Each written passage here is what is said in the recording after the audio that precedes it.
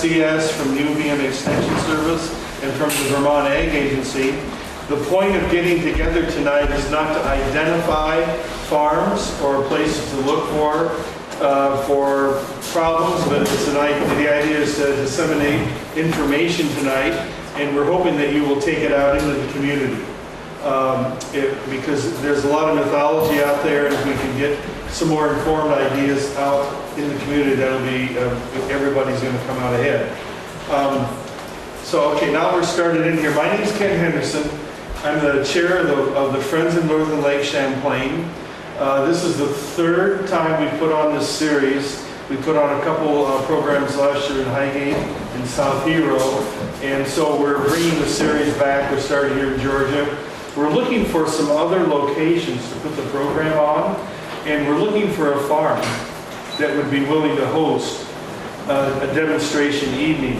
And it isn't like we would go through your farm with a fine-tooth comb and look at everything that's on it. But if you had some good, bright ideas on your farm you wanted to share with others, please come and talk to me or Katie at the end of the meeting, and we'd like to talk to you more about what you're doing on the farm. All right, so I'm representing the Friends of Northern Lake Champlain. Katie Lord was our AmeriCorps volunteer a couple of years ago and started this series of programs, and so Katie's come back to help us on this program now. The Georgia Conservation Commission is also involved in hosting this meeting. I see 3 members in the audience. Would you please stand and take a bow? Please stand and take a bow. Nancy, Ken, and Rob are Conservation Commission members.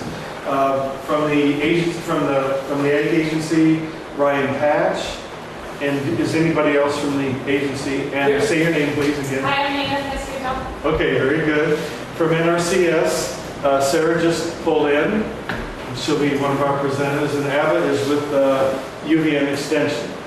And what's NRCS?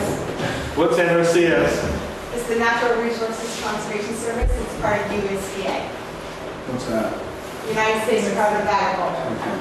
VA. Okay.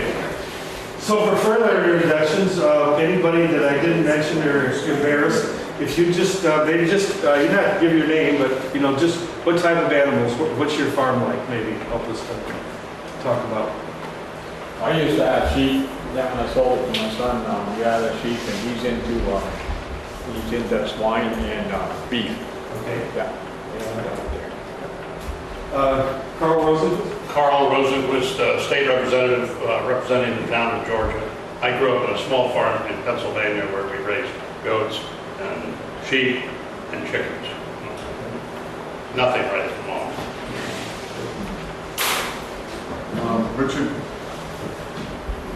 Richard Dickinson. I have 22 Black Angus, registered Black Angus. I've had cows for 57 years now. And currently, the last soil test was very low on phosphorus on my farm. Good job. Good to hear. Lynn Dickinson, spouse of Richard, and I'm a state representative, represents Homesteading. Thanks for being here. Tim Valley. I live here in Georgia. I raise Black Angus up on Robert Newton Road, and we also have a finishing operation where we finish our steers and then sell to market. So I'm a local. And in the background?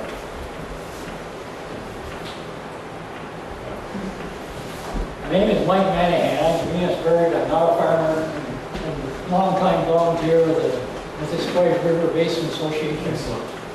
I'm just here to hear what you have to say. Okay, good. Welcome.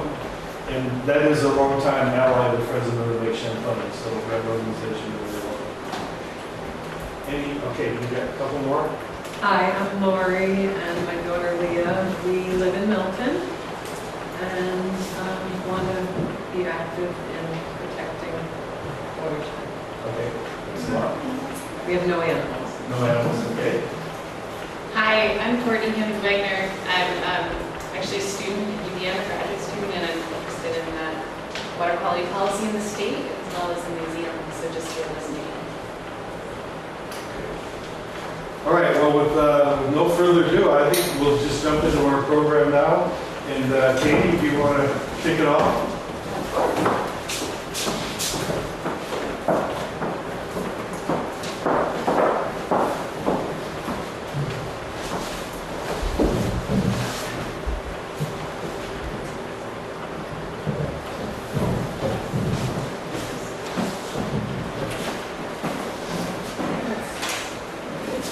All right, well, thank you everyone for coming. I do appreciate it, and thanks Kent for the introductions. Also, thank you to the Valleys for hosting us here at this really, really cool building. So we're all really lucky to be here. I want to start out by saying just a few things. We do have a raffle for a free soil test over there. It's a tiny little brown paper bag with a bunch of green little cards. So you just put your name down. We'll draw some winners at the end of the night, and you can just go ahead and send that on into the soil department. And if you're interested in knowing, what the phosphorus content of your garden is or whatnot, then there you go. So we started this program because we're all very concerned about the lake. And as many of you know, agriculture is a big input for phosphorus and other nutrients into Lake Champlain. And there are many different types of agriculture in the state. Small farms, medium farms, large farms, and also what we're kind of thinking of as backyard farmers or homesteaders, which is a segment of that population that really maybe hasn't received as much of the education as, say, these large farm LFOs that have been receiving this education for a long time now. So we began this to kind of target that group and just the smaller farmers and see if we can get people to come in and learn a little bit about the lake and about the watershed. So thank you all for coming. Let's press the wrong arrow. All right, so this is my presentation is pretty basic. We'll get into more detailed information later. For a while when I was working with Franklin Watershed Committee, which is, I shared my time as a AmeriCorps member between Friends, the Mississippi River Basin Association, and Franklin Watershed Committee. And part of it was going around with this cool watershed model. I don't know if anyone has seen it, but it's like a little plastic table with hills and roads and little cars and a lake. So the kids get to pour pollutants onto this model and then spray it with rainfall and watch these pollutants or what have you go into the water and just kind of witness that. It demonstrates the concept of watershed. So when I was looking through this PowerPoint today, which I created a few months ago, so I was refreshing myself, I was thinking about my time there and how I described to these kids what is watershed. And I used to use the example of a bathtub. So when you fill your bathtub up, you take a bubble bath, and then what happens when you pull the plug? So the water all goes down into the same drain. So that's really how I explained it to 5-year-olds through 7-year-olds through 9-year-olds. That was my example. So, but this is the real definition. Is watershed is an area of land that drains all the streams of rainfall, precipitation into a common outflow or outlet, such as reservoir, mouth of a bay, or any point along the stream channel or lake. So watersheds occur on different scales, as you may know. Another thing I was thinking about today is, I don't know if anyone's been to the Echo Center, but they have the, what's it called, kinetic sand. This really cool little demo for kids where they can go into this table full of kinetic sand and build these mountains, and then there's a crazy projector over the top that projects a topographic map and simulates the rainfall. So if you think about it, when you're on the beach, a watershed could even be just the watershed of a little mountain that you made with a little hole in the top. But they occur on larger scales. The big watershed we're in right now is the Lake Champlain Basin, which contains a number of sub-watersheds, including the basins from Missisquoi, the Winooski, and the Lamoille River. So I believe right now we are in the Lamoille watershed, or are we Lake Champlain? You're direct. Lake Champlain, okay. But Georgia, parts of Georgia go into the Lamoille, is that correct? So this map shows the different watersheds of Vermont. The green is the Lake Champlain drainage basin, but it's also important to note that within Vermont, There are other large basins, for example, the Connecticut River drainage basin, and Lake Mega up north, and down way in the south, we have the Hudson River drainage basin as well. So you don't often think about, all the land that drains into Lake Champlain, but it's quite a bit, 8,234 square miles to be exact. And 90% of the water that enters the Lake Champlain flows through the drainage basin before it reaches the lake. So that's any precipitation that's not landing directly on the lake. 56% of the basin is in Vermont, with 37% in New York, and the other 7% in Quebec. And there's 200,000 people, about 35% of the basin population depend on Lake Champlain for drinking water. So that just demonstrates how important it is to really think about what kind of things are entering our lake as they run off the land that we're living on, and how we're treating that land. And why should we care? We care because water is an universal solvent, and whatever is on the land, whether precipitation, whether it be snowmelt or rainfall, water can transport that down into streams, into rivers, and into lakes, accumulating in these water bodies. And then at that point, they're altering the chemistry of the water, altering the amount of nutrients, which has a huge effect on the ecosystems, our personal well-being, recreation, the economy, et cetera, et cetera, et cetera. So you may have heard of the TMDL, or total maximum daily load, which is basically a prescription for how much of any particular nutrient. It could be phosphorus, could be nitrogen. In this case, it's phosphorus for Lake Champlain, can enter our lake. So we have a new one, basically, within the past 2 years. And it budgets how much phosphorus can enter. It also breaks it down by segments of the watershed. So in the Missisquoi watershed, for example, we have to cut phosphorus from agriculture alone by 82.6%. I should mention a lot of these infographics come from the State of the Lake report, which is included in your little blue binder. They've got a lot of really cool, kind of simplifies things quite a bit if you want to kind of learn some of the basics about our lake and its health. And water acts differently as it moves across different types of land. So beyond just agriculture, we're really concerned about everything. As an organization, Friends of Lake Champlain focuses across different disciplines. So we're looking at impervious surfaces, stormwater, as well as agricultural lands, as well as stream bed erosion and things like that. So agriculture is by no means the only contributor, however, it's a big one. And it's really important to look at our collective impact. You may just be raising a few chickens or planting a vegetable garden. You may not think that you have a minuscule contribution, but there are things that backyard farmers, homesteaders, and small farmers can do to protect the lake, to keep those nutrients on the land and keep them out of the waterways. So while agriculture accounts for only 14% of the basin's land area, it's estimated to contribute 38% of the total non-point source pollution. So that's any pollution that can't be attributed to, say, a single water treatment facility. We know where that's coming from. Non-point is when you don't, it's kind of a more broadcast, I guess, input into the lake. So major sources are manure and commercial fertilizer, runoff from fields and soil erosion, runoff from livestock concentration areas, Bilkhouse effluent, manure, I think that was already mentioned. And also, erosion that's created when livestock have access to streams and ponds and other waterways. So, a lot of these things we think of larger operations, but there are best management practices that can be scaled down to make a big difference on a smaller operations, or even just a backyard instead. So this kind of is my segue into everyone else's presentation. Thank you for listening, and I hope that we'll hear a lot of really good information about how we can all calculate. And if you have any questions or comments, this is our contact information right now.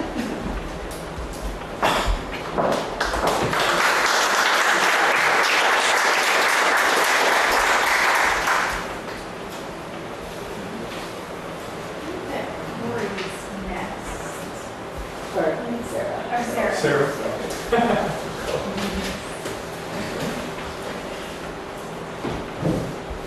While they're making this switch over, I would like to bring your attention again to this raffle, and we will pick out a few farms that you'll be able to do a free soil sample. The small farms, medium-sized, and large farms are being required to do these samples on a regular basis, and the size of operations we're talking to tonight are not required, but we do have we do have this available for you if you've got some areas that you'd like to look to on your farm. And then one other thing before you go is I did not mention the Valley family near enough about them providing this beautiful venue for the night. And when we get done, I would really encourage you to take a walk around the rooms on the side and view Rod's beautiful photography. He's a tremendous nature photographer. You'll be amazed. And then their family is going to supply every family here with a memento of a container of maple syrup that we'll hand out at the end of the evening. So really generous family has supported us tonight. So, okay. So obviously I'm not Corey. My name is Sarah LaRose. I work in the NRCS office here in St. Albans. Corey Brink was actually the district conservationist for the zone. He has since taken the job and moved back to his hometown, Iowa, or home state, Iowa. So he's no longer with us. Some of this presentation is probably more than what's for this audience. It was put together more for large-scale farming, but basically a lot of it can be very applicable to everyday life on your homestead with gardening and chickens, and if you have a couple of beef or whatever you have around your house. So what is soil erosion? I think we all might have a clue of what soil erosion is. We probably see some of it happen around the county with farming and maybe in gardening, like after you freshly till it and it rains and a lot of it washes away. The typical, raindrop of what does one single raindrop do, and then you combine that with obviously like a 2-inch storm, and it can be pretty massive and extensive of how that soil transports across our land. Sheet erosion, basically, on large-scale fields, it's basically the water, flowing across that land and then carrying soil and sediment along with it. Very applicable to gardening as well, or even on pasture land where you might have beef, grazing beef. Some people think maybe, just because I have a lawn or, pasture that there's no soil health issues. Well, there very well could be, so we have to pay attention to the signs that the soil and, the things that they're telling us. Real erosion is a little bit more extensive than sheet erosion. Basically, you start to see like the little trails where you can follow where all that water is going. Then we can get even into further, which is gully erosion.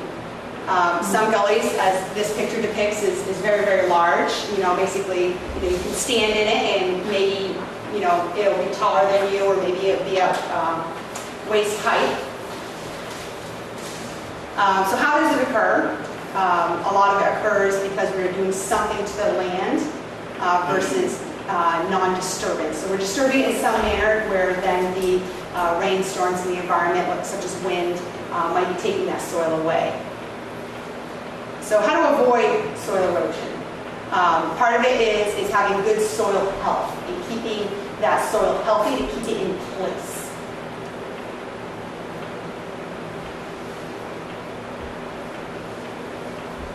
Some people argue there is no true definition of soil health, like what is it? If you relate it to human health, everybody's bodies are different, so how do you really know when you have a healthy soil?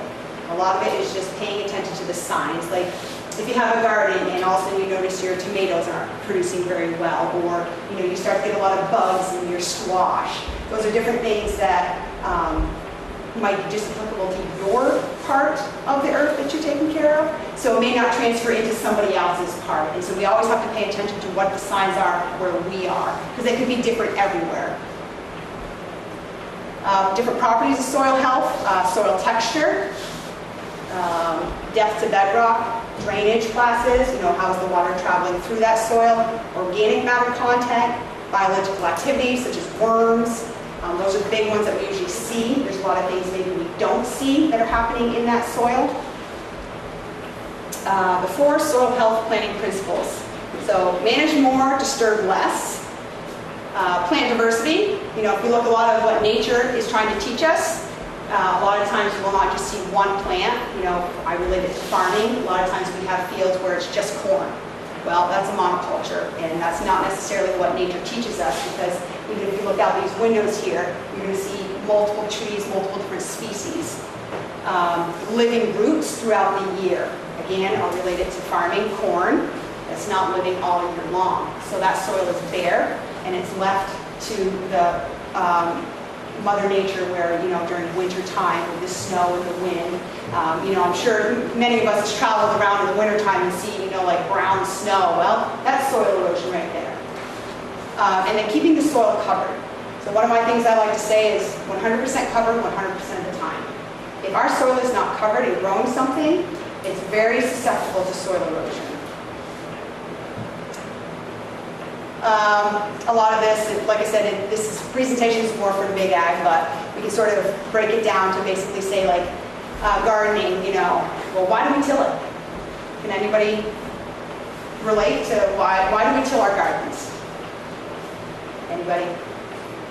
For good planting substrate, I suppose, is one reason. So why do you think you need to till it to do that? Good question. Right? So, you know, in our minds we have this picture of what we need to do to make it a good plot to plant. Well, why not try no-till? Why not try to create a healthier soil through non-disturbance versus disturbing it? And these things might actually improve the soil versus breaking it down all the time. Because the more we disturb it, the more we're breaking it down. And actually, the less healthy it could be getting. I'm not saying no disturbance. You can never have no disturbance, but the less disturbance we have creates a better soil structure throughout. So one thing my brother actually would say, because he raised beef, is pay attention to your soil, and then everything else will follow. A lot of the times we look at the animals first, and then go back the other way. But if we pay attention to the soil and what the soil does, everything else will follow. Because if our soil is healthy, our animals eating whatever's being produced from that soil will be healthy as well. I thought, if I just break in from that, I thought one reason you went ahead and tilled the soil was to break up the root systems of the plants you don't want, and to get rid of them. So the thing you want to grow is more free to grow and has less competition from the surrounding plants. That's what I always thought. That could very well be a reason why you might do that. One thing we might want to do is, so the plants we don't want might actually be telling us something. And in our minds, we have a concept of what is a weed. Well, beauty is in the eye of the beholder. So even, you know, when we look around and say, oh, dandelions are weeds. Well, they actually provide a very good function. They have a deep root that can till into the soil and break it up. And they're actually one of the first plants that flower, which helps our bees out. So it's part of it is for changing our perception of what we've been led to believe versus basically what nature is, in my opinion, trying to teach us. These are just some of the practices that we help educate landowners on, and there's the potential for funding through NRCS programs to get potential funding for no-till and cover crops in an effort to reduce soil erosion and improve soil health and improve water quality. Again, another thing is increasing the diversity. So when we add a cover crop to a rotation, it's adding diversity to that rotation, and it's also providing cover during the non-growing season throughout the winter and into early spring. I'm not going to read all that. That's a big slide. I'm just going to move on from that one. Here's what I was saying earlier is mimic native ecosystems. So, in my opinion, and I'll say that a lot because not necessarily everyone is going to agree with how I process or think things through, but we've lost touch with nature a lot. And we've just gone throughout the years thinking humans can conquer Mother Nature and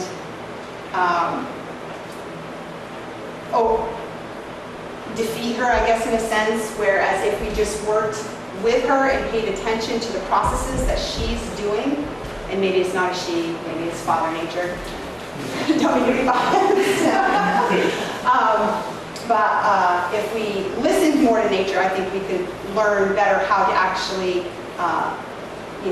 survive in a world where we need Mother Nature. We need the trees to breathe, we need the soil to produce our food. I mean, without it, basically, humans are gonna disappear. And honestly, in my opinion, once we disappear, she's still gonna be here, and she's gonna act like we were never even here.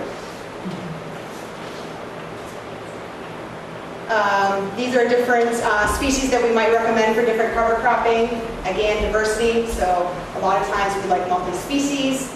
I say make it like a salad of different things, 5 to 8 different species is minimum, really. A lot of times in our minds we think 1 or 2. Add more to it, because the more you have going on, the more things are going to start getting active in that soil and produce a healthy soil.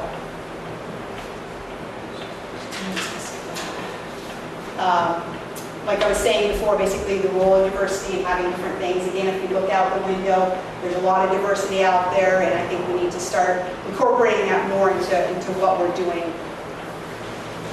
Again, NRCS practices that are available: cover crop, conservation crop rotations. So making sure that we're not always just planting continuous corn somewhere, or in a vegetable garden, always planting your tomatoes in the same place, but doing rotations.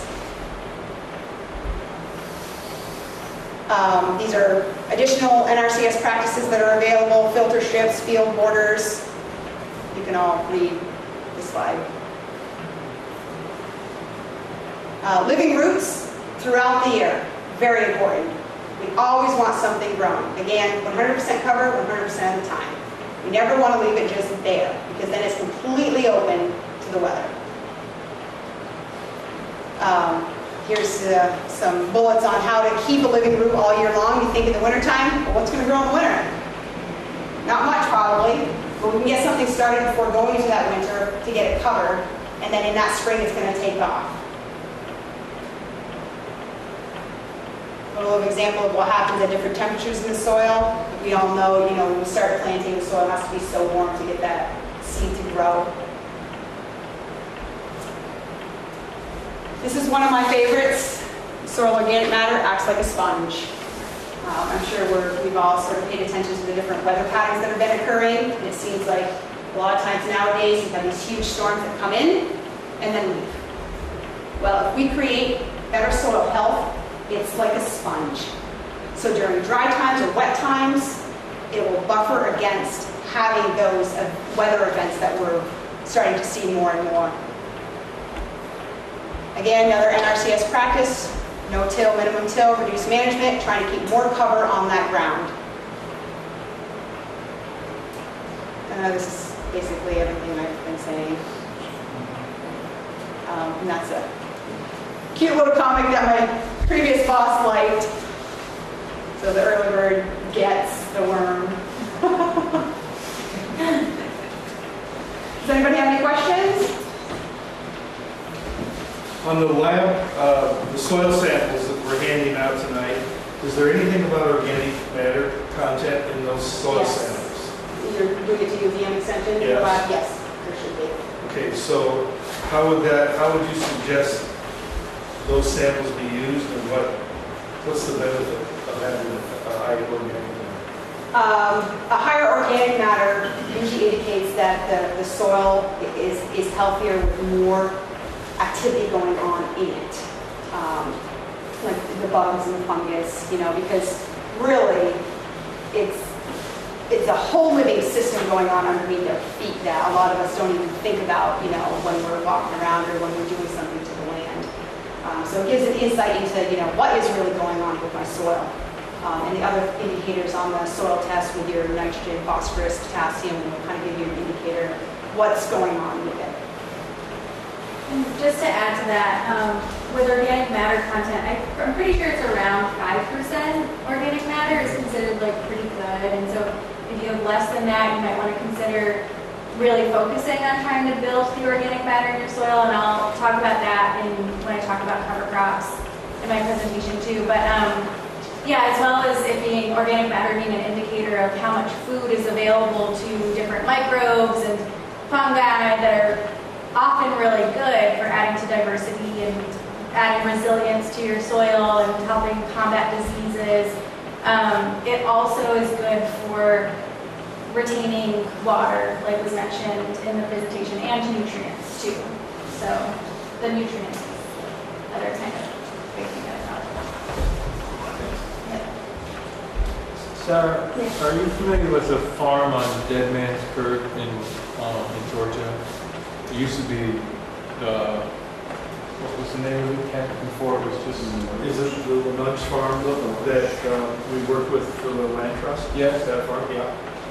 Anyway, when you go by there now, it's totally browned out, and I'm wondering if that was a winter crop that has. So likely, what I'm thinking it possibly is that they planted a cover crop, and that what they did is they sprayed an herbicide on it to kill that cover crop, and then no-till planted their corn. So you'll start to see the corn starting to come up. Really? Yeah. In fact, that planter, they sprayed the Roundup as they're planting the corn, as they're going through. So a lot of fields around might see that, because there has been quite a bit of no-till, reduced till that's starting to be adopted around the county. But what's the thought about using an herbicide to that extent? It's in order to kill that cover crop. Oh, I know to why. allow. I know why, but I'm asking, you do it in other but ways. is there a different practice rather than applying a poison? There could be. You could till it. You could use a crimper roller to try to get rid of it. There are different methods. Unfortunately, fortunately in Vermont, we have a very short growing season.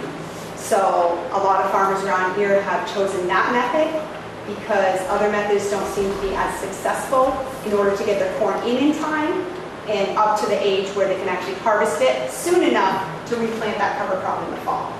It just feels counterproductive.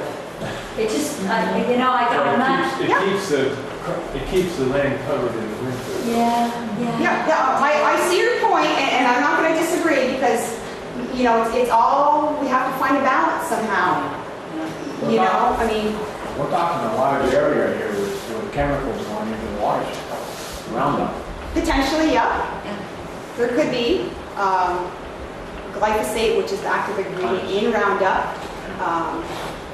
I guess scientifically speaking, doesn't have a very long half-life, so it could break down fairly easily, and hopefully if the soil is healthy enough, that is not being transported.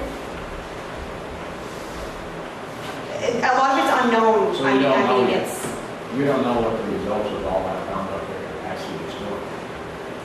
Me personally, no. No. That's not my field of studies, so no, personally I don't know. There's probably scientific studies out there. So putting that amount of chemicals into the water can ready and kill them. Again, it's finding a balance. If you want to reduce the phosphorus in the lake, having it covered and less soil transport into the lake, maybe that's the balance. This is my thought process. It could be very different for other people, but the big thing is reducing the phosphorus levels in the lake, and this very well might be something that would do it. That particular parcel does have a crest buffer on it, so I'm sure it would help with. I think Brian had something to say. Yeah, sure. I was just going to add, the Agency of Agriculture has a pesticide monitoring program which does groundwater monitoring throughout the state on farms. It's also free for farmers and neighbors who are adjacent to farms to test your groundwater for many different contaminants, from E. coli to nitrates to phosphorus to herbicide residues. And detection rates statewide are very low. All the reports are online on the agency's website. And if you have a particular concern about your well, or you know a neighbor who is adjacent to a field that's concerned, the agency is available to provide free groundwater testing for those particular contaminants or herbicides that may appear in the groundwater. But Roundup specifically is very tough for it to run off after being applied. It's often bound in the soil. It's tough to end up in surface water. It tends to stay in one place most of the time. Anybody else? What does Roundup break down into? I'm not a chemist. It has a real short half-life, 20 minutes, something like that. It's really quick. Thank you very much.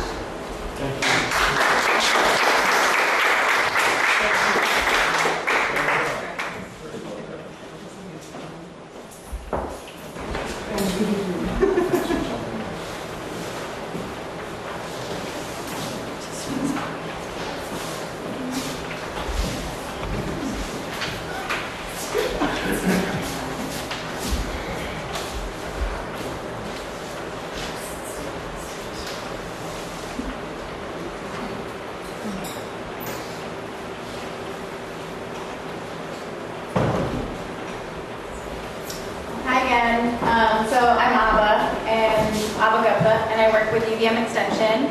I'm a crops and soils coordinator, so I do a lot of in-the-field research, developing different experiments. We study a lot of different crops like vegetables, pasture, hops, corn, dry beans.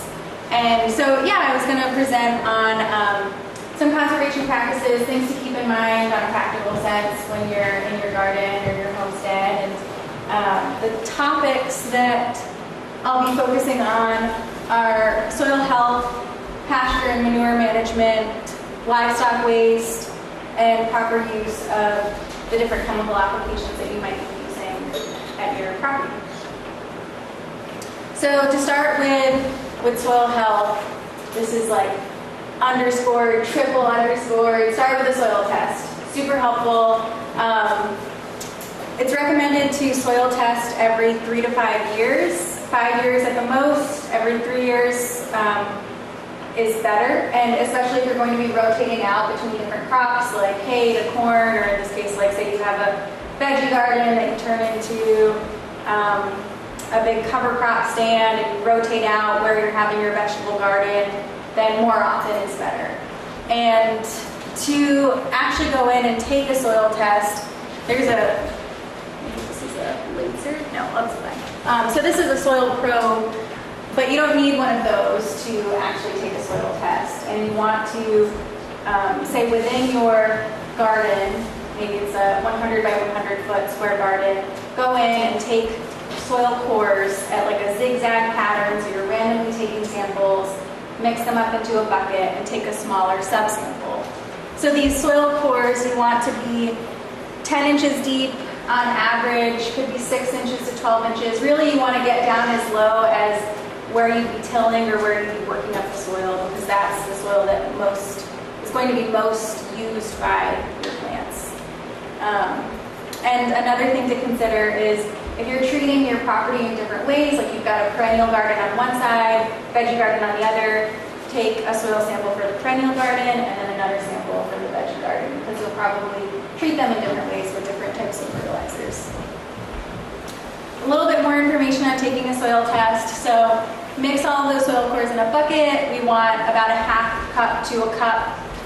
Send it to the lab at UVM, which the link is here, and then there's some more information here about how to take a soil test too, especially if you don't have a soil probe. And we have some at our office in St. Albans, and so people can come in and borrow ours. But yeah, if you're going to use a garden trowel, then you just want to try and keep that trowel in straight and then take a little cutting out of the soil. So when we're talking about... Before you leave the sure. soil sample, what is the best time of season to take a soil sample? I'm assuming like right now the plants are growing quickly, there's a lot of uptake of nutrients from the soil, as opposed to spring and fall. When we think of a lot of the runoff occurring in the spring. How do you take into account the time of year that you're taking these samples? What kind of variation do you see? Generally, well, the variation, it would be dependent on, like, if you take a soil sample at the end of the season, then that's a reflection on how much fertilizer or manure or whatever inputs you put in the ground, and then how much the crop actually took up. and then what the net balance is at the end in the fall. But that fall soil test, it wouldn't be the best judge for when you're in the spring actually doing your planting, because a lot happens between the fall and the spring with winter freeze and thaw and any kind of movement that might happen within that. So generally, we recommend, what I would do and what we do on our farm really is take a lot of the soil samples in the spring. As early as you can work the ground, really get in there so that you, early in the season, have a pretty good overview of what you're working with, and then can come up with some estimates about how much fertilizer, manure, what have you want to put down. So yeah, when talking about soil health and keeping your soil in good shape, Sarah was talking about cover cropping benefits, and they're to prevent erosion, improve soil tilth, so that's the overall soil structure, organic matter, which also relates to nutrient and water retention. They can add nutrients themselves, shade out the weeds, attract beneficial insects like bees, ladybugs. Here's a really nice shot of red clover. I love red clover. And just because we've got a lot of people here who garden and have homesteads, how many of you have been planting cover crops? Just curious, or are familiar with cover crops? Okay, so like a few people. Great. Well, there's lots of good information out here, and this will be scratching the surface. If people have more questions after this, they can contact me too. So anyway, some of the top cover crop species that are used, you've got and this is the purposes at the top, or like the main kind of draws to each of these cover crops. So you've got legumes like clover, vetch, and another kind, sweet clover, and they actually add nitrogen back to the soil. And then soil building crops, those crops will add a lot of organic matter, increase the soil structure. And so ryegrass, which generates a lot of biomass, grows up really fast. That can be really good for building the soil. Again, ryegrass is great as a weed fighter for a similar reason, because it grows pretty quickly and prolifically. Buckwheat also grows really a lot and provides a lot of good cover. And then, yeah, so this is a resource you can look over, and just based on what your needs are, you can try and pick certain cover crops. So then when we break down some of the most common non-leguminous cover crops and how you practically use them at your site, here are some common seeding rates for some of the most common non-leguminous cover crops. So it's not a ton of seed, especially on a garden scale. 4 pounds per 1,000 square feet for oats, and then just some basic notes on each of these different cover crops.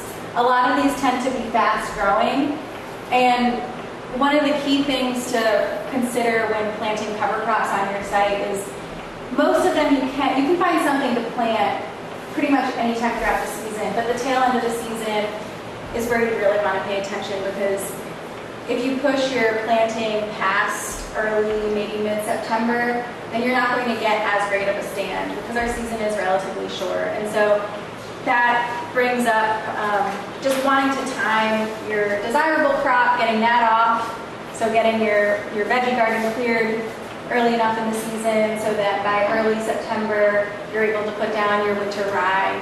Or in the spring, if you wanted to put down a cover crop of, say, oats and peas, and then you could plan for a midsummer planting of some other vegetables. So then for the legume side of things, you've got your peas, alfalfa, vetch, clover, and the seeding rates here are even lower. A lot of these can be grown as perennials, and so this kind of makes me think of what Sarah was talking about, which is like better getting to know what plants you have and their different purposes. So maybe you've got some red clover that happens to come back in your garden in different spots, and then that can be something that stays as a perennial to be incorporated within. A lot of people have gotten pretty excited about cover crop mixes, and so that's to target different benefits at the same time. So say you want to build biomass through the oats, and then also put in some radish. radishes, brassicas, so talking about turnips and again radishes. They will have deep taproot roots that can really get down and scavenge different nutrients. So that could be a benefit to using this kind of combination. Peas, vetch, and then the winter pea up there, often included in mixes for that nitrogen providing benefit as well. So some resources for actually getting seed and more growing information. Of course, there's us at NRC, or not NRCS, I'm with UVM Extension, excuse me. So there's us that you can contact, and then there's Oliver's, Johnny's, different hardware stores, and these places will also have cover crop seed.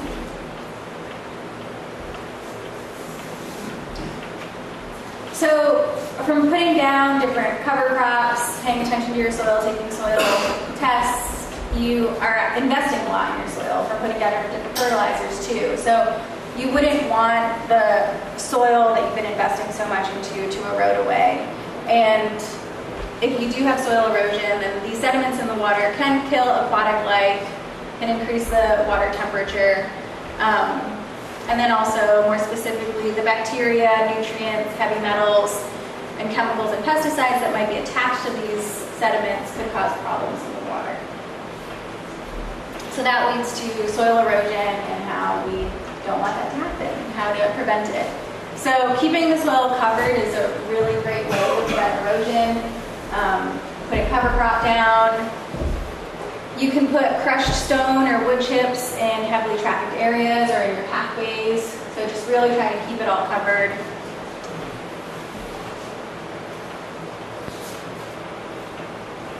Another way to prevent soil erosion is to mitigate runoff. If there's a lot of runoff on site, that will lead to a reduction in the ground level and in the ground level that you have. And so it'll take longer for the natural water stores beneath the ground to recharge if a lot of the water is getting redirected in the sense of runoff. So to prevent runoff and to keep your water on site, there are things that you could do, like establishing a rain garden. There are rain barrels, so at least you're collecting the water off of your roof and then putting them close by on your property, putting that water close by on your property to actually be used.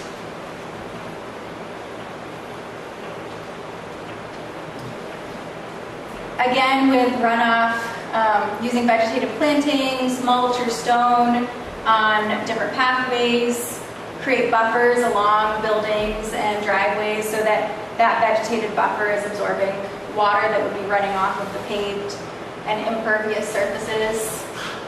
And it's recommended to keep a 25-foot buffer of natural vegetation around surface water and wetlands, and that's coming straight from the Vermont standards for water quality. So if you're working with animals and have a collection of manure on site, here's some information on how to actually take a manure test. So if you're drawing from a pile of manure, then you want to take around 10 samples from within the pile, get like 18 inches deep, so you're getting a good collection of it. Remove the crust layer, mix all that into a bucket, and then take a subsample out.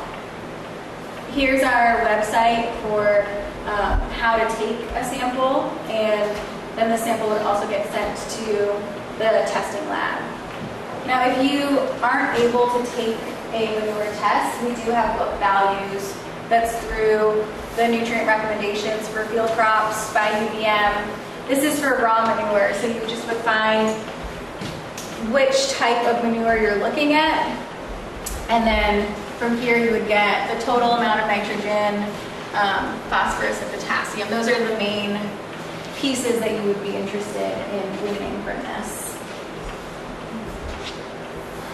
So once you've taken a soil test, taken an analysis of your manure, you know what kind of fertilizers you might want to use, and are considering how much nutrients your crops will actually need, you can use those pieces of information to try and establish, well, how much fertilizer should I actually put on? How much manure is actually appropriate for what my needs are, what I actually want to grow?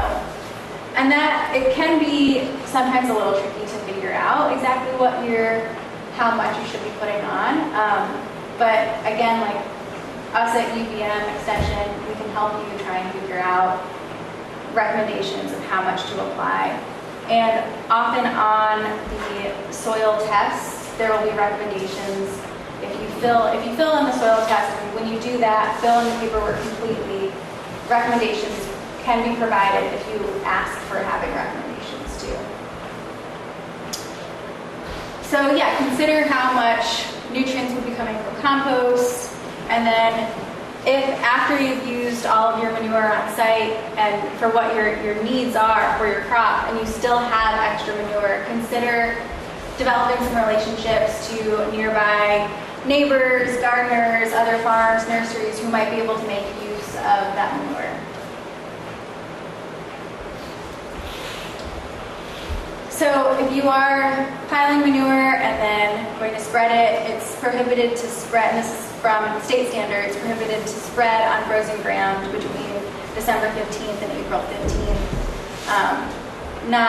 You're not supposed to spread on bedrock or saturated ground.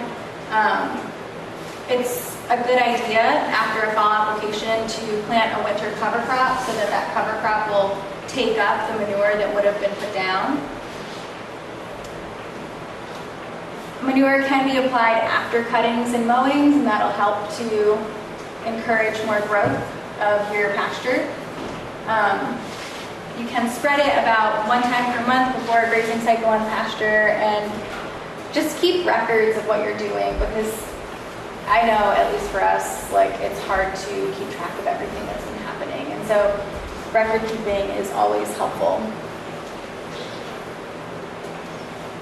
Other notes on pasture management, it is a really excellent way to manage manure if your animals are just getting let out directly into a field.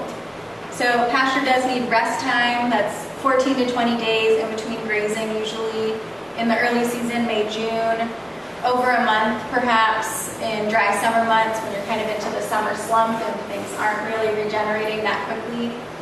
Make sure not to overgraze, so if you do that, then you could be the animals could be eating the grass down to the point past the growth point, and then the pasture won't grow back as easily.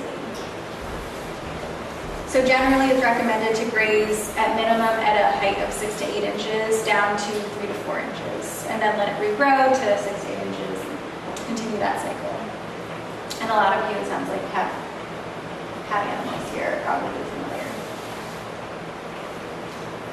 So just some basic rules of thumb. In the Northeast, it takes 1 to 2 acres per animal unit, and that's how much land is required to support that animal in terms of grazing and having the manure cycle and what the land can actually absorb back. So that means 1 horse or 1 beef cow, 5 sheep or goats, 5 pigs, or 250 layer hens per every 1 to 2 acres. Just to paint a bigger picture of manure management and how quickly phosphorus can add up. 1 horse averages 50 pounds of manure a day, and that's 9 tons of manure per year. That equates to 54 pounds of phosphate per acre per year, and vegetables take up 20 to 80 pounds of phosphate per acre per year. So after several years of, say, just using horse manure as your main fertility source, the phosphorus will accumulate really quickly. Even though your vegetables are there and they're taking up some phosphorus, with this kind of balance, especially if you're growing veggies that are on the lower end of phosphorus uptake, the phosphorus will accumulate pretty quickly. So what are the risks to manure runoff? The excess nitrogen and phosphorus can promote algae growth, which we've been seeing in the lake, and aquatic weeds. It'll lead to lower oxygen levels, which also can deplete different life from having their healthy habitat in the lake. there is quite a substantial amount of the phosphorus entering the lake from agriculture. There's also a syndrome called blue baby syndrome that's associated with elevated nitrate nitrogen in the drinking water, and that can lead to reproductive problems in humans and animals.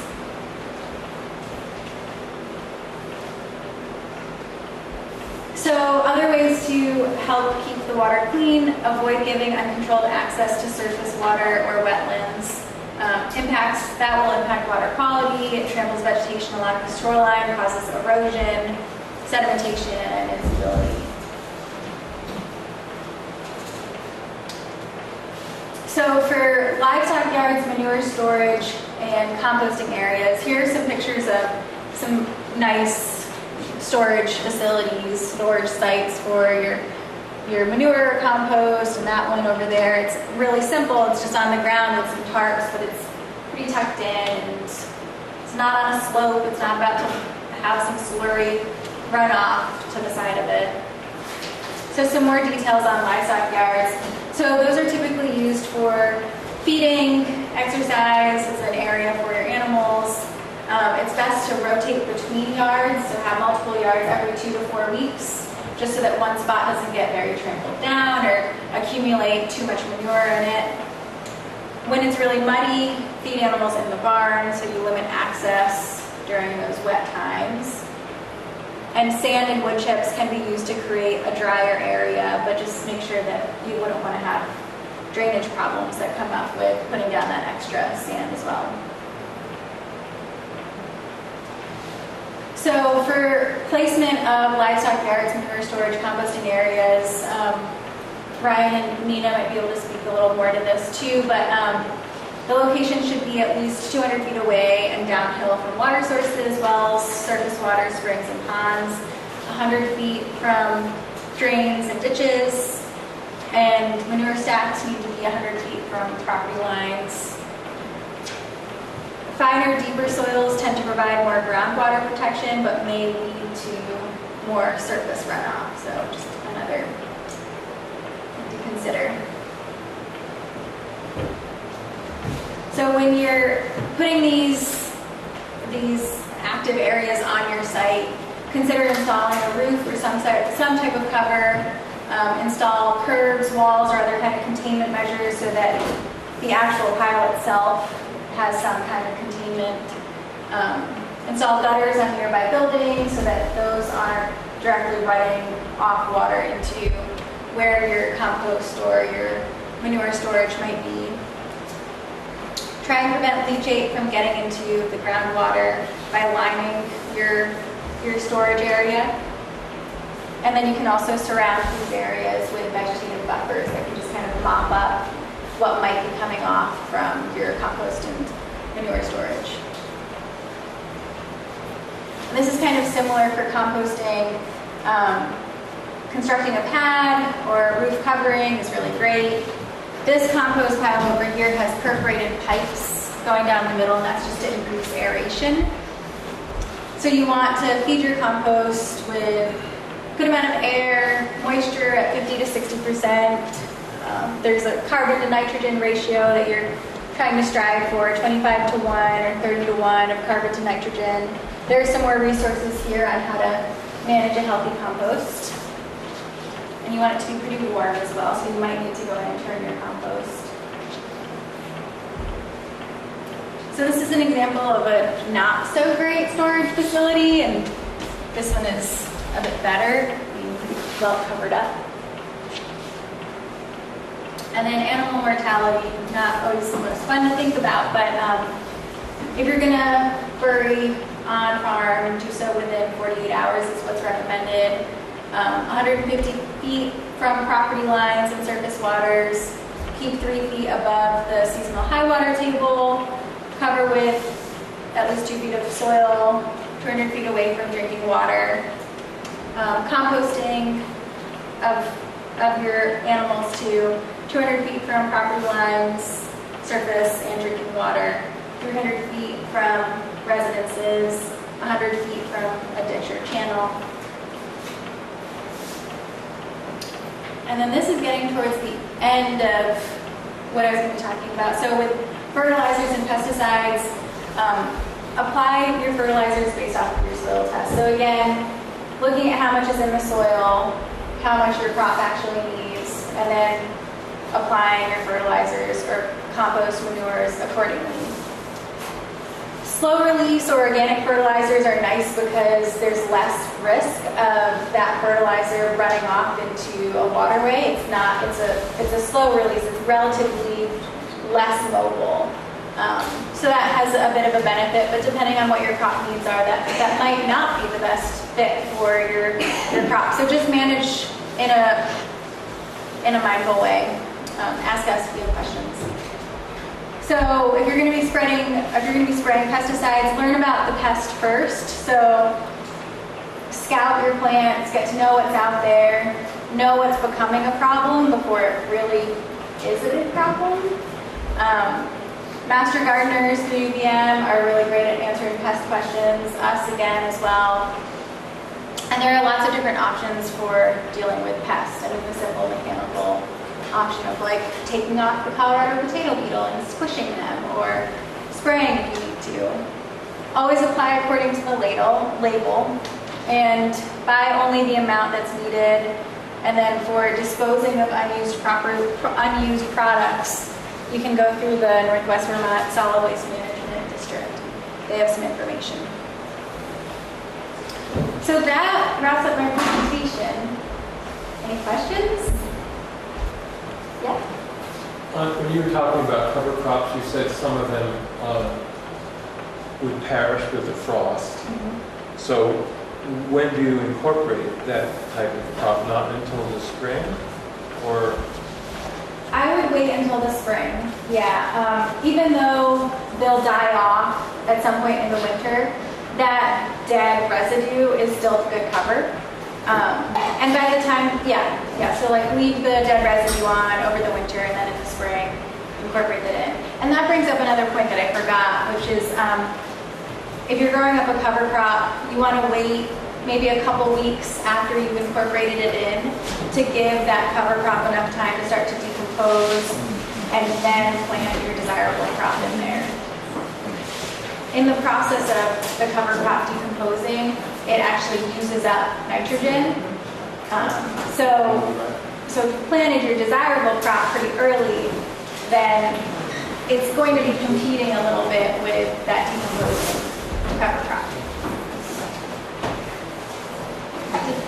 Did you have a question up here?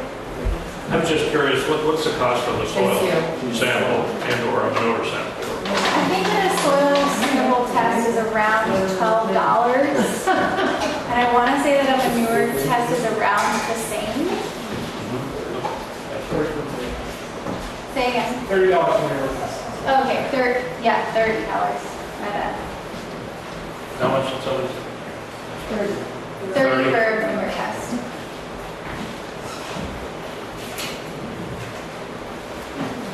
Well, if anyone thinks of questions later, feel free to contact me through extension.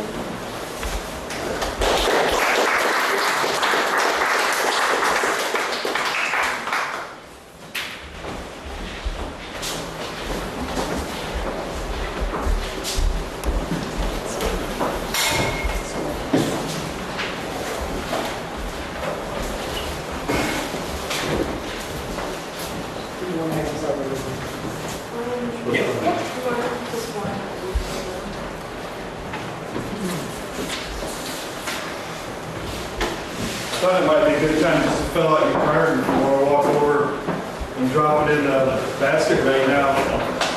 Get up and stretch after listening and learning here the last hour.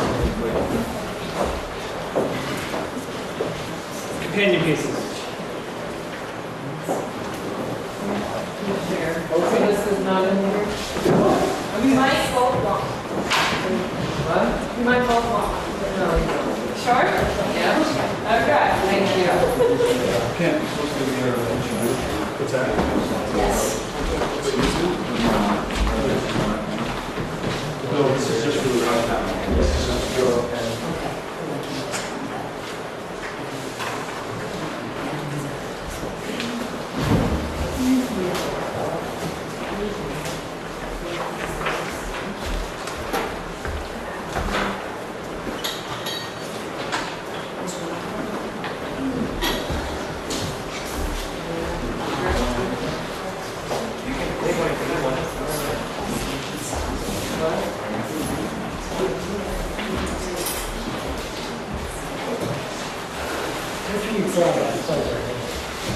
Just what's your name on, we're just gonna draw your name when we get done here as well.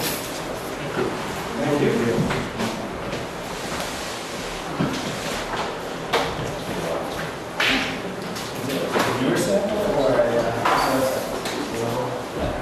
All right, we're getting started. We don't want to take up too much of your time. Good evening, folks. My name is Nina Gage. Work for the Agency of Agriculture and Water Quality. Brian Patch, also work for Agency of Agriculture and Water Quality. I just wanted to make sure to say thanks for FNLC for organizing this event, all the partners who are here, and all of you for being here today. Having a discussion about water quality. Really excited to see you all here.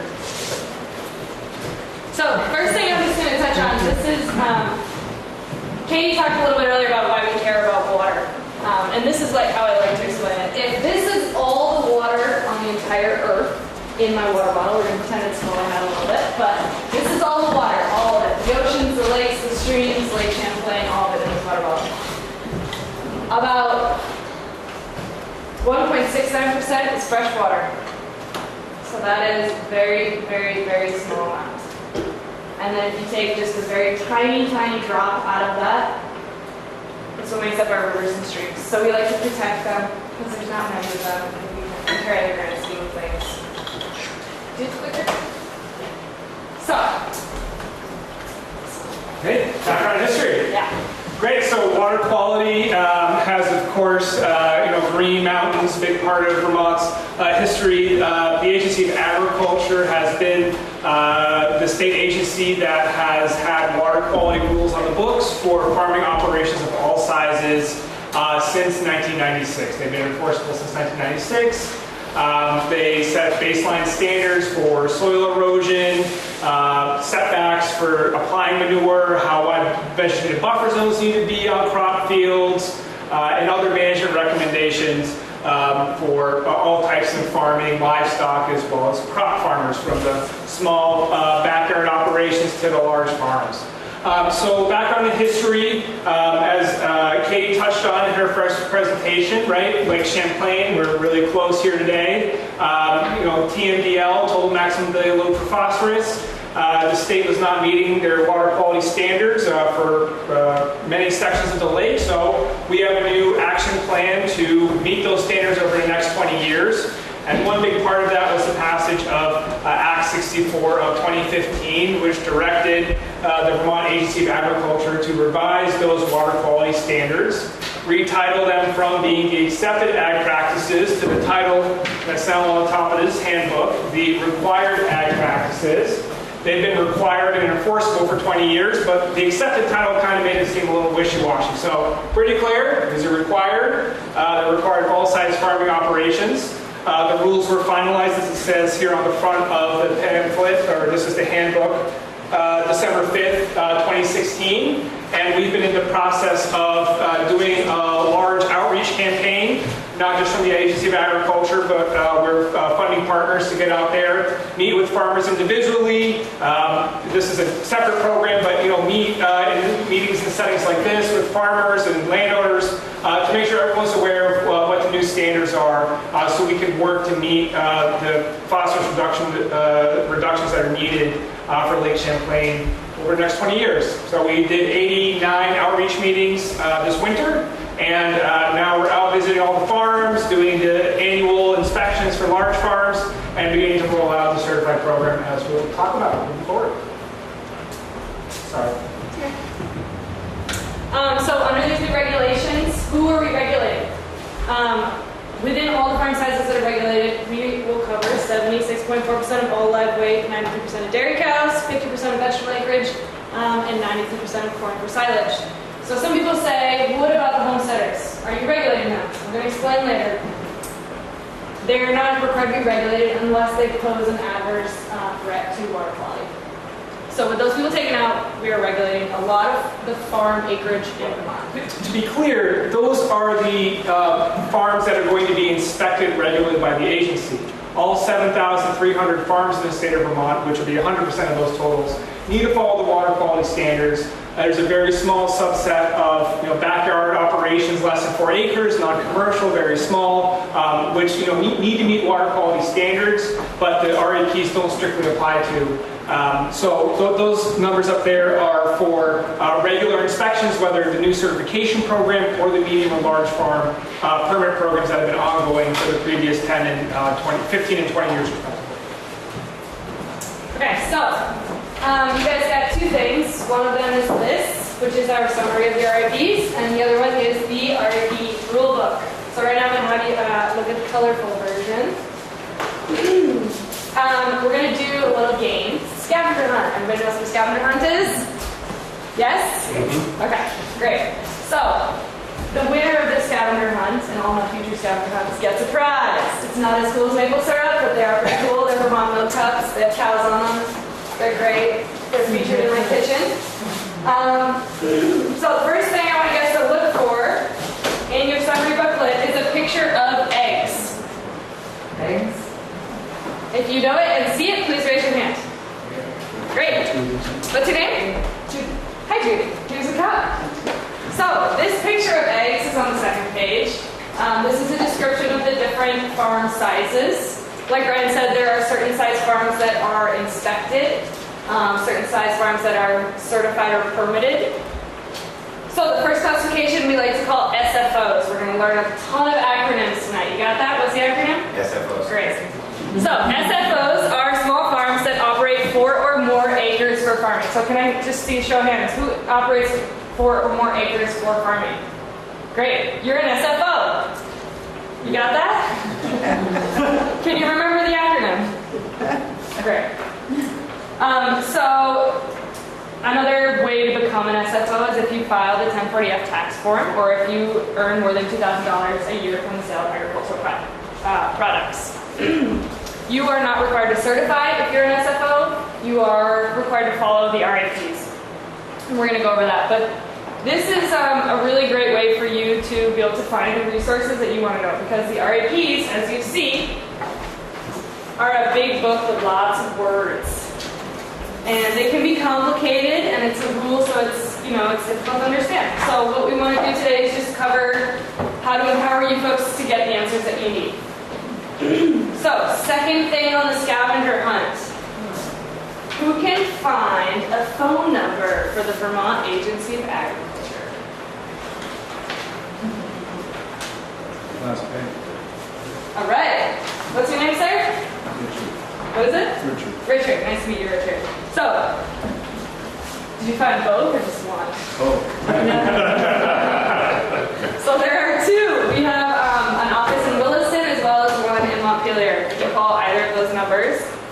Someone will answer all the questions you may potentially have about the RAPs and water quality regulations in Vermont. Third, scavenger hunt. We got another chance for a cup, folks. Who can find a picture of a carrot? I do. Second page. Oh, should this go to your lovely wife? Now you have a matching cups. She voted for the law. So the picture of a carrot is in our second threshold of farms. We like to call these folks CSFOs. Acronym? CFSO. You're on top of it. CSFOs are required to certify. They get inspected on a 7-year cycle at minimum. They are also required to develop a 590 nutrient management plan. Raise your hand if you have no idea what a nutrient management plan is. Because I didn't before recently. It's this very extensive book, like thicker than this, that farms create to manage the nutrients on each field. And they're incredibly huge and intense for a single farm. I think For large farms. yes, for large farms and medium Much farms. smaller for small farms. Yes, they're big. They're very detailed. The very ones that we have in the office are for large farms. They have the 6-inch binders, yes. Yeah. Quite large. So the other thresholds of farms I just want to cover quick are MFOs and LFOs, acronyms for medium and large farms. And they have been regulated for a number of years through the agency, inspected and required to submit permitting and annual reporting. All right, I have another chance for a cup. you guys have a natural resource conservation district. This is Franklin County, right? Okay, so who can find the number for the Franklin County NRCD? Richard is on top of this. So, is it Jeannie? Yes. Jeannie Bartlett. Okay. Great. Yeah, Jeannie. I know her as Jeannie. So Jeannie works for the Franklin County NRCD. She's a great resource for producers, farmers alike, people in the agricultural community. Don't hesitate to reach out. We recently, we work with partners of all sorts that help everyone in the state do what they need to do for water quality, and one of which is the Conservation District. So on these back 2 pages are lots of resources, financial and technical, or if you just want to call and chat, I'm sure Jeannie would answer.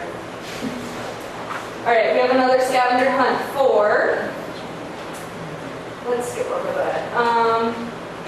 Let's go. Picture 2 dead cows.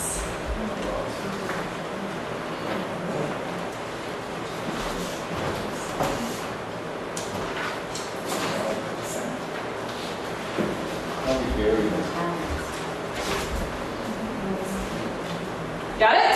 Yeah. What's your name? I'm Nancy, under the mortalities. Nancy, here's a cup for you. I think they need no.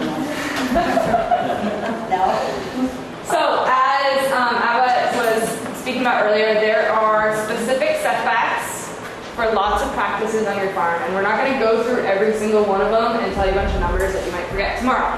So, what I want to do is just point out that we have these lovely illustrations that describe exactly where in the ground your dead cow has to go if you want to bury it, and also where it needs to go if you want to compost it.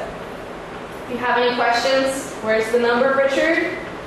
Back second, back page. Back page. I have a question. Yeah. If you're not burying it, how do you dispose of them? What are the options? Sure, yeah. So burial's not up to everyone. Everyone has an excavator or wants to dig a giant hole in the ground, or they may not have a site that has bedrock that is conducive to being able to bury a animal. So there are setbacks in here for composting an animal, which is setting up a base layer, putting the animal in, covering with wood chips and other media to have a nice conducive environment with which the animal will break down over a period of time, whether it's static composted, so you don't have to turn it, or if you have a tractor and have a bucket loader, you can turn it and make it break down more quickly. So that's one option. If you are a small enough scale and you have a lot of woods and you have a setback, you can meet all the setbacks of surface water, property boundaries, what have you.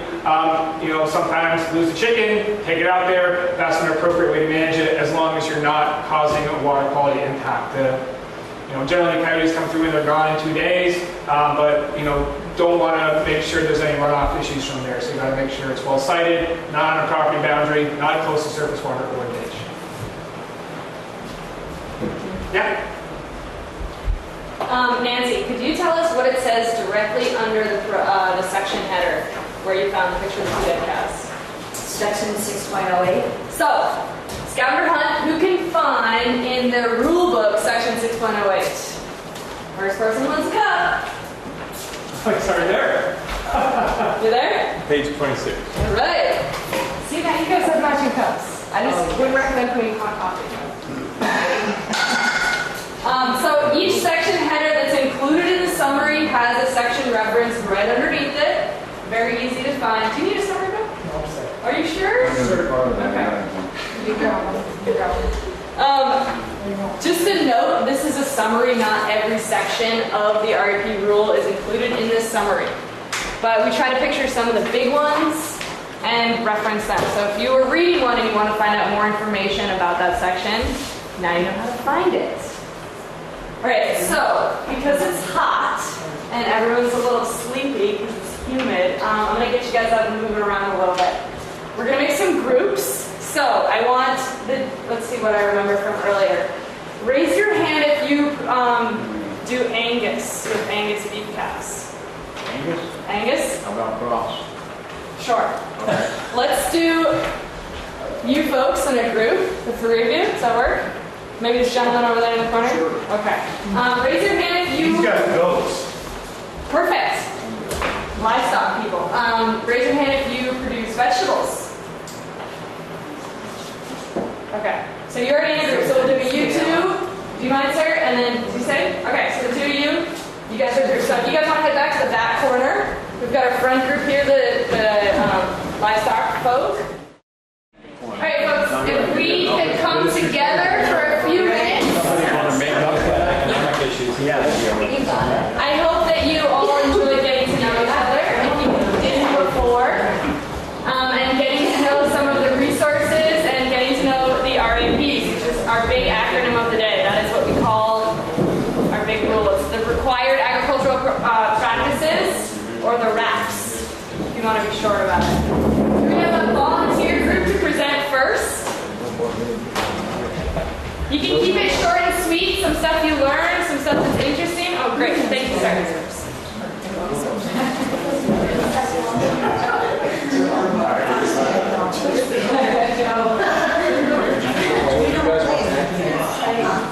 You guys want to go first since you're up front? We'll go first. Okay, great.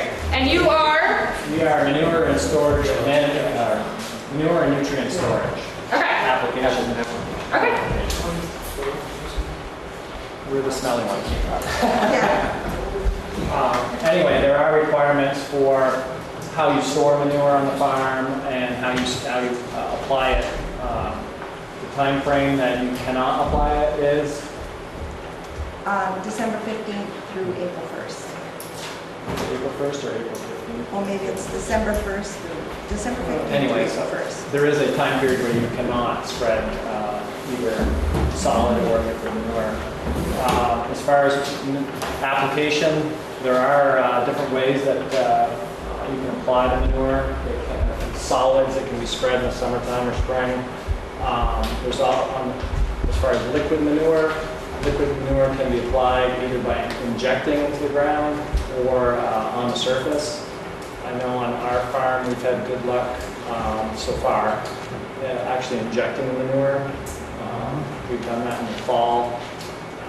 It was a little nerve-wracking because after the ground froze, wherever we applied the manure, it really, the frost pushed it up quite a ways, so I was a little discouraged over the winter, but it did settle down in nice fashion. Were you injecting into solid? Yes. Yeah, okay. Yes. Great. Is that your own implement or a custom applicator? A custom applicator. Okay. Scott Magnin. Oh, Scott's good. Okay, Yeah. great. So you wanted to share with the group what you told me about custom applicators? I guess I'm not following you on that. That they are now... They are now required, they are trained. I don't know if certified is the right word. There sure is. They're certified custom applicators now. Yes. So, and aware of the distances that they need to stay from streams and water well source and so forth. Anyway, we had good luck with injecting. The exception is it is much slower and therefore more expensive. So, but anyway, that's one of the things that we did to apply the manure on our place. I will put a pitch out there that I think we should shrink the time that we can put manure on the land. I think that December is too late. When you're getting into the heavy water and freezing and thawing of the ground, it's too late to be applying manure. That should be closer to November 1st. So, No. You want to go? there's two caveats to that. One is that there is wording in the RAPs that you cannot spread on frozen or snow-covered ground. We'll be releasing guidance within the next few months. Yeah, that'll be for the fall. Yep, about what that actually means. Secondly, if you farm on floodplains and you have frequently flooded soils, which is a USDA soil class, you cannot spread from October 16th to April 14th.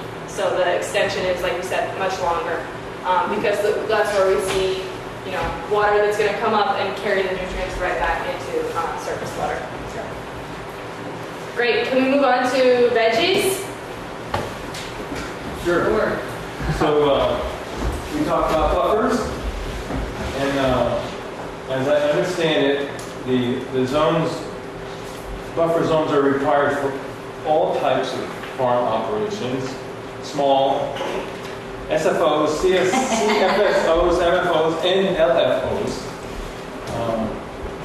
And I found it interesting that the ag buffers can be grazed or harvested Whereas we have a stream buffer program in town for development where that buffer has to be undisturbed.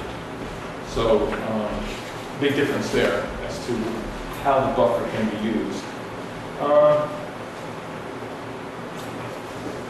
The regulation talks about what the surface water, what's considered 25 feet for surface water. So that's always been a big issue for us, whether it's a perennial stream or it's intermittent stream, what needs to be buffered.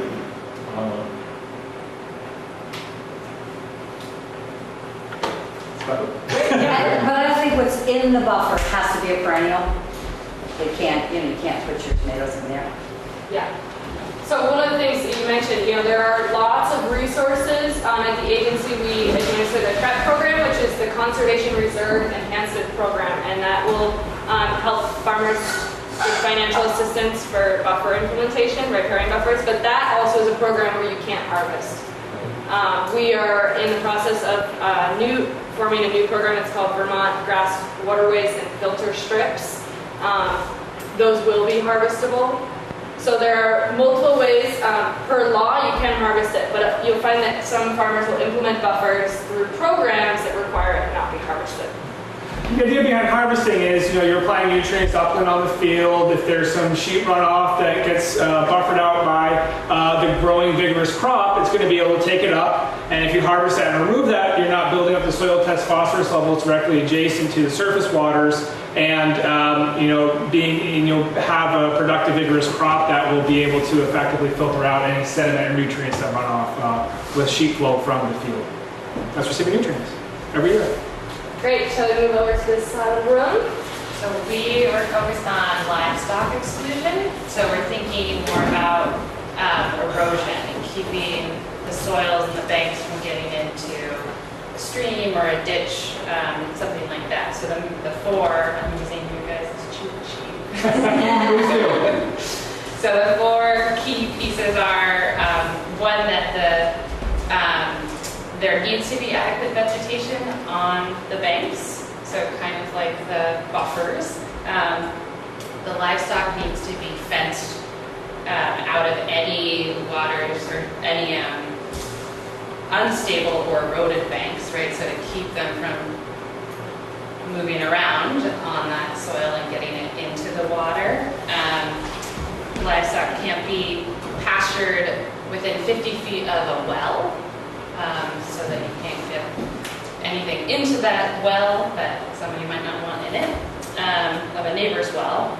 And then lastly, if you have a stream going through your property, that it needs to be fenced off, and that area where there's a stream crossing needs to be well maintained.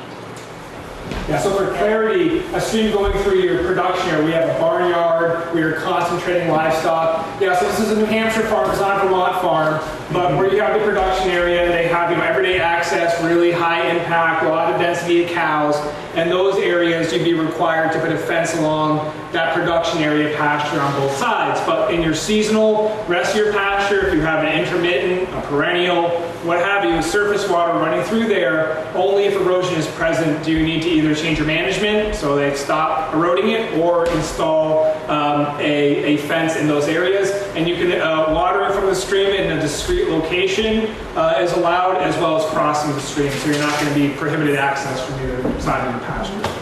But if you have good management and you do really good rotational grazing and you got surface waters, likely you're not going to have an impact that would require fencing from the stream, though there are a lot of programs from the Agency of Agriculture and NRCS who can help support cost share. The CREP program is the only program that can do 100% cost share, and they will, adjacent to your stream, plant the buffer for you and put fencing up, and can also give you an alternative watering system as well. So the whole shebang, 100%. CREP is a good deal if you do livestock grazing adjacent to streams.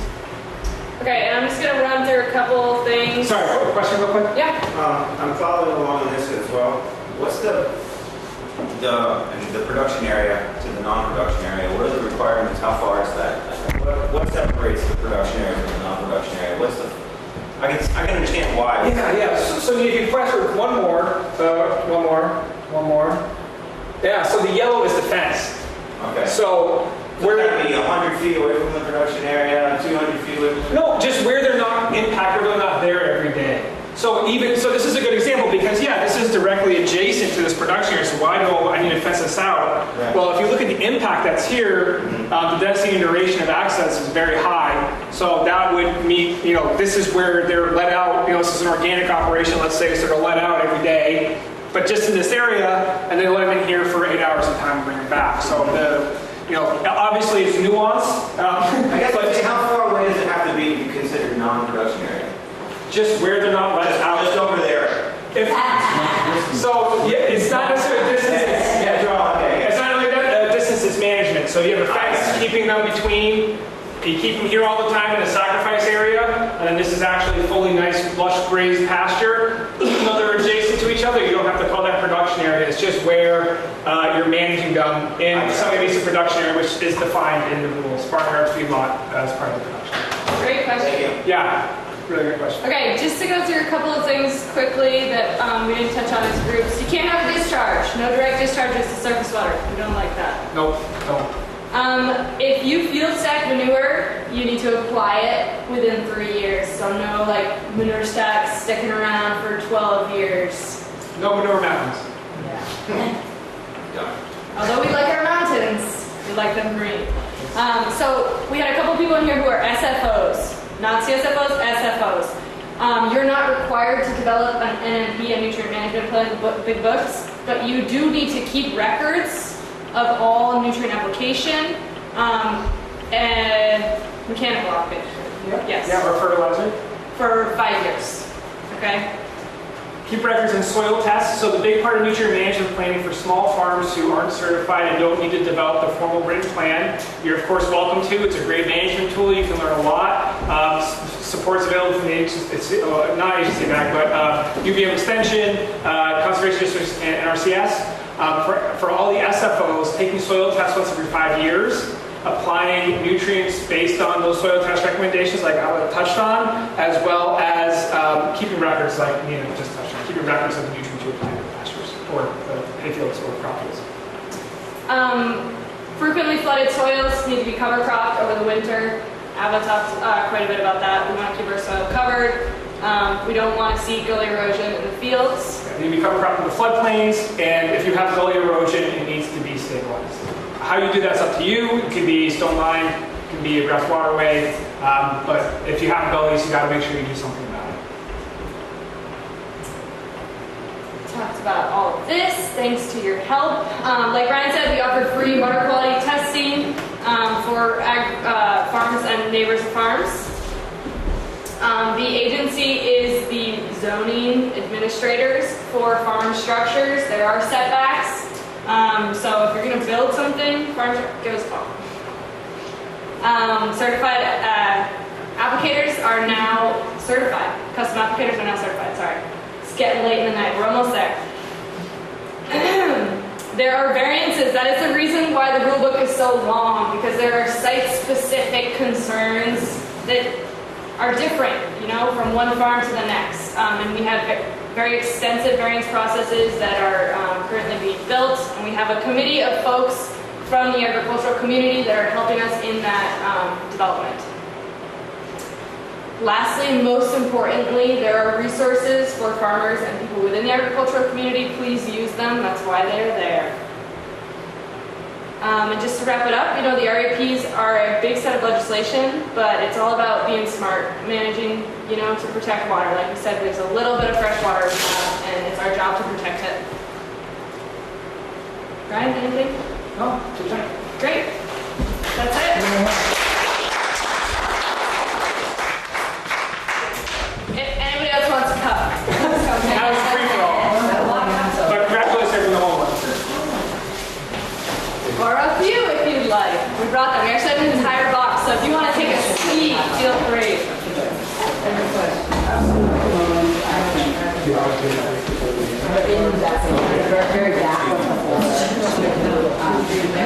Okay, so we'll go ahead and we'll conduct the rapid drawing right now. I'm reminded that at the back of your folder, there's a survey. And if you wouldn't mind taking that out now, give us some feedback.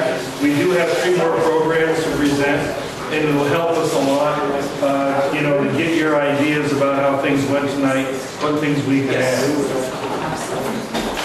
All right, so I've got some green cards to pull out here. Can I have a volunteer to pull out raffle? All right. So does this like it's on the envelope? I don't think she can see.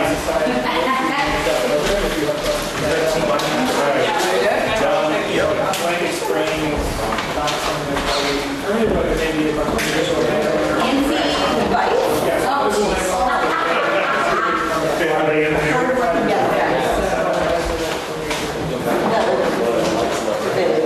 So this will have you.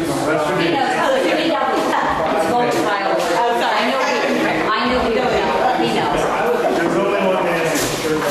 They're being applied by one to Representative Lynn Dickinson. And they left. Oh, Draw another one. Kim, KM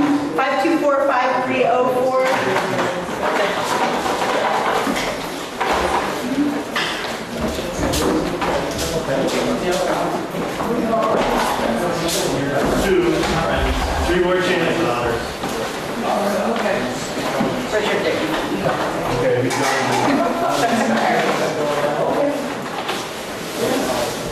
Carl Rosen.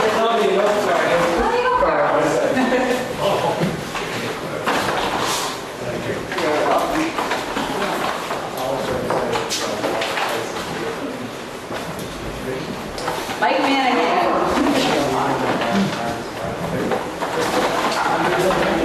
Okay, here's the last one coming up.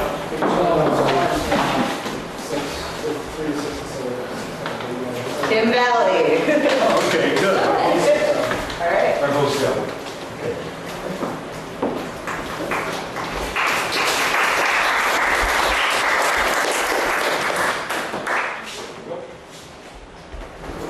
Have a little bit of questions.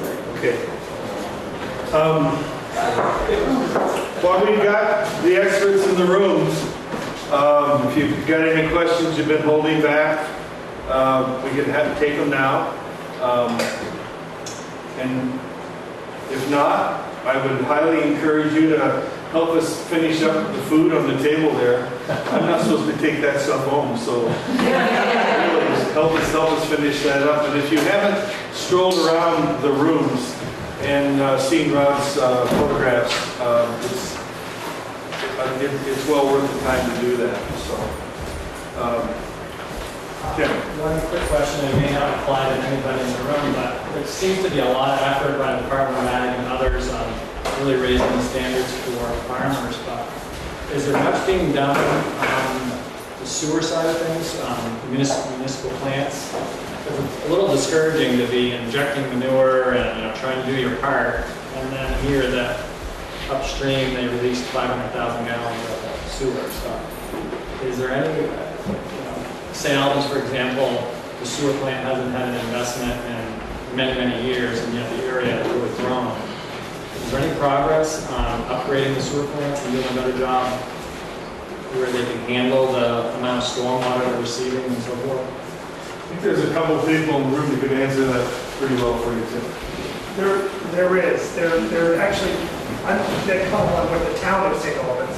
Sewer plant is not ours. It's cities who constantly reminds us that it's their plant.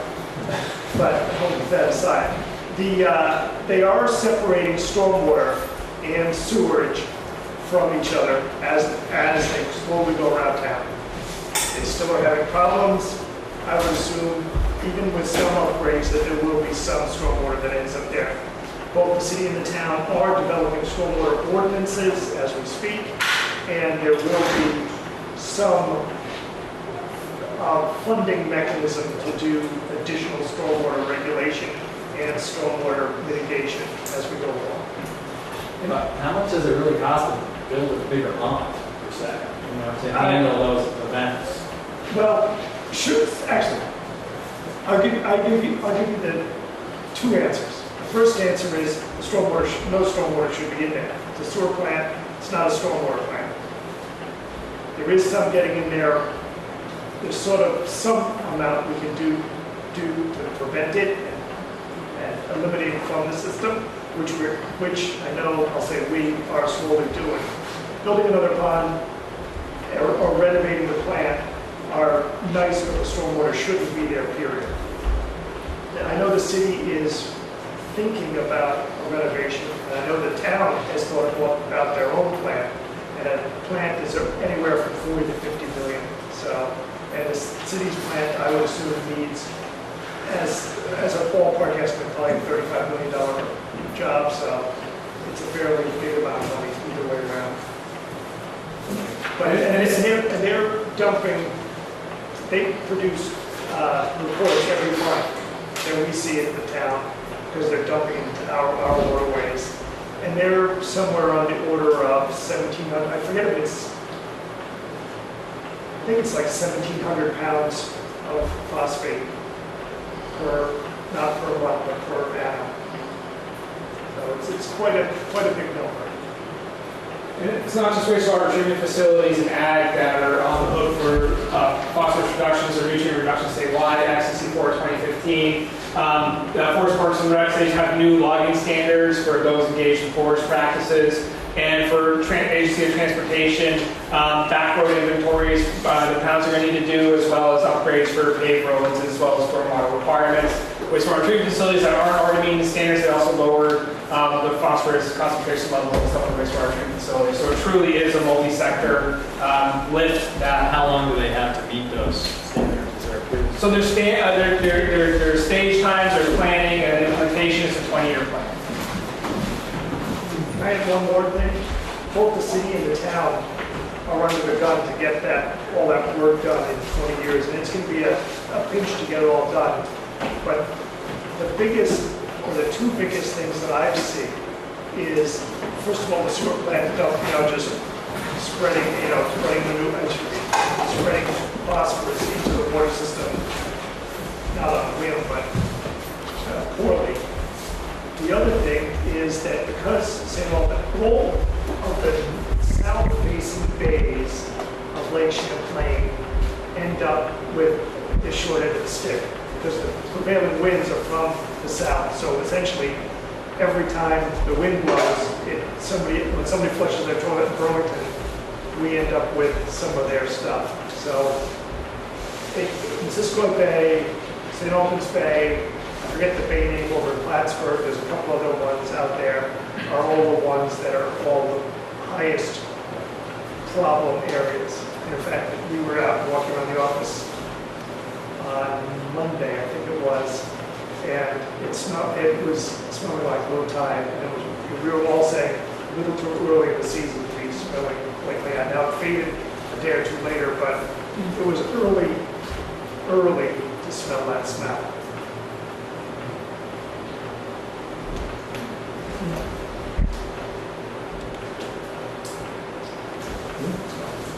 I hope I can sell the room. It's got our appetites going. Okay, well, I guess we're all set for tonight. Thank you very much for attending, and if you turn your evaluations in, and I'll just leave the box up here with the syrup in it, and we really want you to don't be bashful. Take your syrup home with you. And toast. Thanks.